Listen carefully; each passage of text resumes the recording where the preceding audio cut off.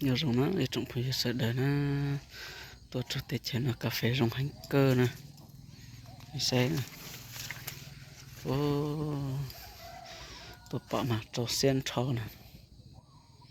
rồi xe xì lên nó để lấy tết ta phải tập chế sao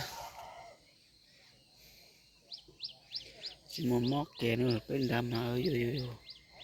mò mà chết thật tè rồi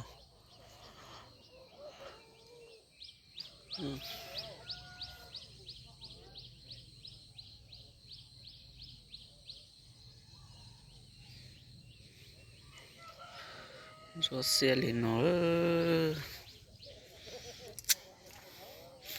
tè lên nó mà để spawn thì một hot tè lên nữa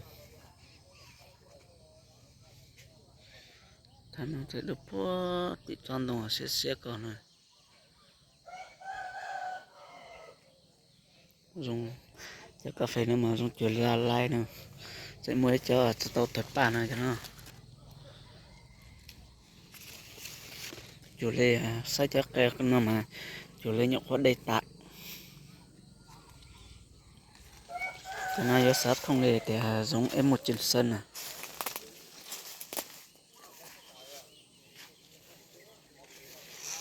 để cho nó mà tiền lên nó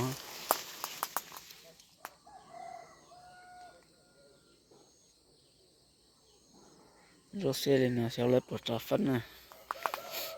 cái chơi sẽ rua lên nó sẽ trò phân đàn ơi